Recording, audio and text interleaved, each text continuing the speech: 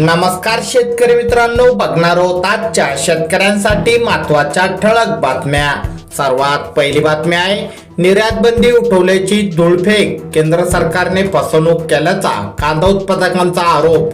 त्यानंतरची बातमी आहे, महाराष्ट्रात प्रतिबंधित 15 लाखाचे कापसाचे बोगस बीटी बियाणे जप्त। त्यानंतरची बातमी आहे, गत वर्षीच्या खरीपातील 30 कोटी पीक विमा मंजूर। त्यानंतरची बातमी आहे, सांगली जिल्ह्यात 94 टँकरने पाणी पुरवठा। त्यानंतरची बातमी आहे, बळीराजांची गुरे जगवण्यासाठी धडपड, चाऱ्याची समस्या गंभीर। त्यानंतरची बातमी आहे, सोयाबीन पिकाला विम्याचा लाभ मिळालाच नाही। त्यानंतरची बातमी आहे, बोगस बियाणे विक्री रोखण्यासाठी भरारी पथके नेमा। त्यानंतरची बातमी आहे, सध्याचे केंद्रातील सरकार शेतकऱ्यांच्या विरोधात, शरद पवार। त्यानंतरची बातमी आहे, तुरीला मिळतोय 11,000च्या पुढे भाव। त्यानंतरची बातमी आहे, 60 वर्ष सत्ता उपभोगली पण शेतीपर्यंत पाणी पोचले नाही, नरेंद्र मोदी।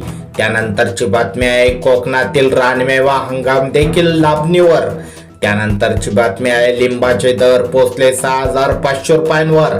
त्यानंतरची बातमी आहे, पाणी टंचाईमुळे शेतकऱ्यांनी थांबवली हळद बियाणे खरेदी।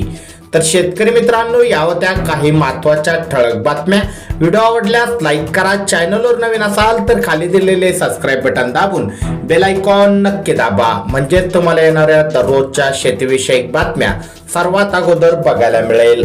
धन्यवाद।